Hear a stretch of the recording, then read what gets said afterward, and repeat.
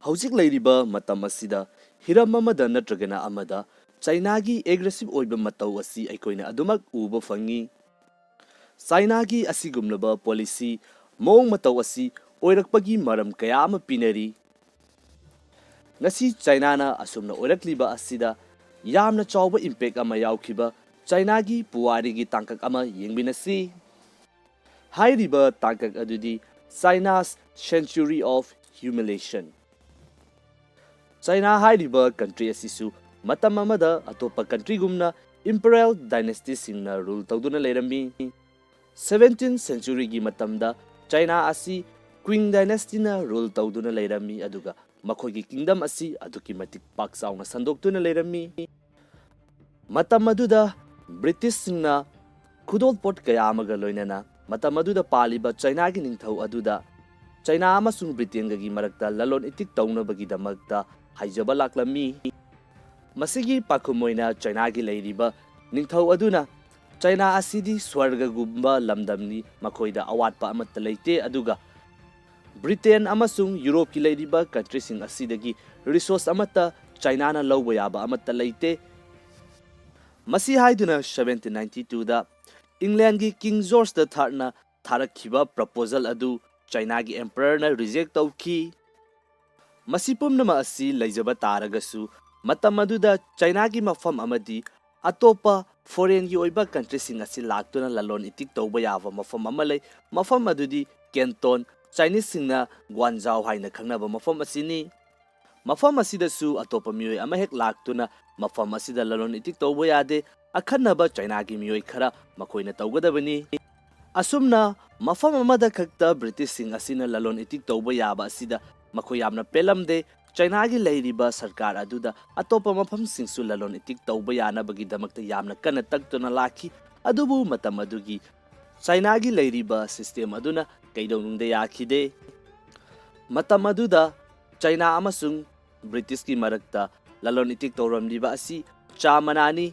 British singna China dagi chamana asi aduki matik yamlaba changda lawi. China dagi chamana lawba matamda British ki maikaidagi China na di karigumba posak amata pamdabanina paisa oina piba mathau tarami aduga matam aduga British singna sijinariba asina sanani aduga China na pamliba asina silver ni maram aduna British sing aduna makoina Spanish Empire dagi silver kaya ama lawduna amuk hairiba silver sing adu sijinaduna China dagi sa sing leirami. Asumna tawba asida British singi finance ta yamna mangjaba ama oirami. Masidagi British ki lalon itik tawriba sing asina East India Company na rule tawduna leiriba India asida opium pak sanna thanba horakhi aduga opium asi lawraba matungda China da tapna tapna yonsinba horakhi. Asumna asum chatharakpana China da leiba mioi lak kaya ama nongmagi opium asida edik suba horakhi. China gi ruler na kayarak hanna opium asi thingnabagi damakta thabak thawam kaya ama lokhatkhi adubu aikoina ngasi aikogi lamdam asida yu thinglibani haiduna thinglibasi masiga manaba mong amada oina thokhi. Matam aduda leiriba China gi population adugi ayamba sarukti British na thajalakliba opium asigi victim oibana adumak henjilakpana maram oiduna matam adugi leiriba Chinese ruler aduna yamna chawba khongthang ama lokhalakhi. Mahaki lanmising Canton da thaduna mafam aduda opium karbar tawriba amasung opium gi leiramba stock sing adu loinamak mai thadokhi aduga hairiba karbar tawriba mioi sing asi karigumba makhata na tawba taragadi sibagi dandi pigani haiduna athingba thamjinki. British singi opium gi stock kaya ama mai thadoktuna paisa kaya ama manghanba asida makoigi mangkhriba opium sing adugi paisa China na British singda singadabani haiduna China gi mathakta British na lan tawsilakhi. Matam aduda malemgi khwaidagi advance oiliba British ki navy sing adu laktuna China ga lanthingnaduna yamna laina China asi British na maithiba pikhi. Hairiba lanfam asibuni aikoina the first opium war of 1839 haina khangnariba asi. Masigi matungda 1842 da British government amasung China gi leiriba government anidugi marakta Treaty of Nanking sign tawki.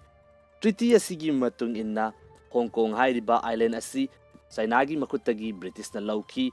Mathangda Canton asi nattaba atopa mafam mari amagasu opium asi trade tawnabagidamakta hangdohanki.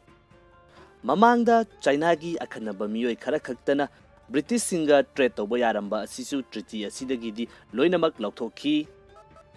Lan asi maithirabanina China na UK da paisa kaya amasu war reparation oina pay tawki. Matam kharagi matungda 1856 ta amuk British singna porakpa opium sing thingi haibagi wahawdagi anisuba opium war amuk thorakhi. Lanfam asida British khaktana tana French British ki misangda changduna China ga lanthengnathi. Lanfam asida British ki lan misingna China gi ningthau konung tamna yausilakhi aduga konung asi mai thadoklamki. Hairiba asi China gi sahi lising kaya gi history da atopa lanmi ama laktuna makhoi gi ningthau konung tamna asumna changlaktuna mai thaba asi ahanbani. Mathangda amu Sino-French War 1884 da thorakhi. Lanfam asidasu China France ki makuta maiti ki. Masigi matungda matam amada yamna pikpa yamna sonba country ama oina leiramba Japan asina fauba China da attack tawduna First Sino-Japanese War asida China bu maithiba piki. Lanfam asida maithiba khaktanatana hairiba country sing asina China ga unequal oiba treaty kaya amas namdana sign tawhanki. Masida sunattana paisa kaya amasu lan maithibagi country sing asina lawbiki. Masigi manungda country kaya amadi China ga lan tawdabida makogi forcing asi puduna laklaga China da kihanduna treaty sing sign tawhanbasu yauribani. Hairiba unequal oiba treaty kaya asina maram oiduna China gi leiramba mafam kaya ama hairiba country sing asigi control da laiki. Mapan thangba Manchuria gi jaga sing asijana Russian Empire na control tawrami. Germany na Jiaozhou Bay asi control tawi. Hong Kong asina Great Britain gi makutta. Zhejiang asina France da. Aduga Macau na Portugal gi makutta trade tawnanabagi damakta pamdana China na pithoklami. Ngasi aikoina Taiwan haina khangnariba mafam amasung Dalian asisu Japan na capture tawsinki. Asumna changsilakliba country sing asina China gi leiriba mafam sing asi magi haiduna jaga khaidoknaduna makoina sijinaningba maongda sijinaduna leirami. Foreign relation amasung trade ki leiriba hiram asida China gi ningthaugi khuttagi nanthokirami aduga nauna changsilagliba western country sing asina mapung fana dominate tawki.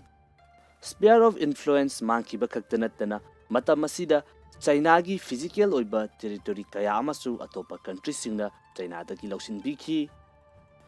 Asumna asum makha chatharakpana China asi leiriba country sing asigi makhada noma gi adumak namthaduna leirakhi. 1899-1901 swagi matam asida China da rebel ama haurakhi. Hairiba rebel asi Boxer rebellion haina khangnei. China gi khungang kaya amada leiba martial art haiba miyosing kaya ama punsinduna China gi leiriba ningthau asi amuka hana mapangan kan khathanba aduga China da changsilakliba atopa foreign country dagi lakliba power sing asibu China dagi takthokiba haiba pandam asida yamna kana honarakhi.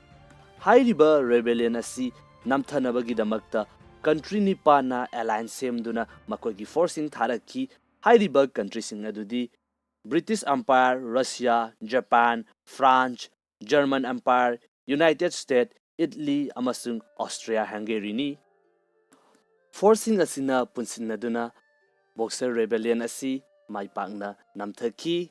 Masigi matungda amukaso hanna masigi damakta China dagi hairiba country sing asina silver coin kaya ama lawbiki. Masidagi European country sing asina China da makoina onsinnaduna khanaba asi makogi mangjaba oigeni haiba khanglakpadagi makogi influence asi hanthahanduna trade na singba asida oina focus tawba horakhi. Adubu matam asida Japan di nomogi powerful oiba adumak hengalaklammi aduga China da dominate tawbasu adumak henjilaklammi. 1911 da anobo revolution amagamuk China da lakhi. Masidani Sun Yat-sen, Chiang Kai-shek masigi amuk lakriba sina hairiba si mamangi China amasung Taiwan gi relation gi oiba video da panjakrabani. Matam asida China anauba nationalist government laki government asi lakpadagi matam kayadagi leiramba unequal treaty sing asi ayambadi loisinki. Mata asida amuk 1927 da civil war thorakki Sanyat Sengi party edu kaithaduna Nationalist Party amasung Communist Party haiba yanadaba kanglup ani thoraktuna civil war ama yamna pak sauna China da tawrakki. Tanza asida amuk Japan na anisuba oina China da attack tawduna Manchuria ki mafam kaya ama lausinki. Matam asida China da tamthiraba lanfam kaya ama uba fangki. China amasung Japan gi hairiba lanfam asi anisuba lanjau Second World War ga punsinki 1945 ta Japan maithiduna Second World War loikhrabasu China dadi civil war loiramde 1945 ta Chiang Kai-shek na China gi years of humiliation asi loire haiduna declare tawrammi 1949 da Mao Zedong na Leiramliba Chiang Kai-shek ki government asi maithiba piduna anauba China ama communist oiba China ama lauthoki masiga loinana China gi century of humiliation asi loire haiduna mahakna lauthoklamki. Mataw asumna 1839 dagina 1949 fawba laikiba China gi century of humiliation asi loisinki. Hairiba matam asida China da oikiba fifam China da thengnakiba thawdok kayasing asina ngasi China na oirakliba yamna aggressive oiba policy kayasing asi lakpada hairiba thawdoksing asigasu yamna chawba mari leinari.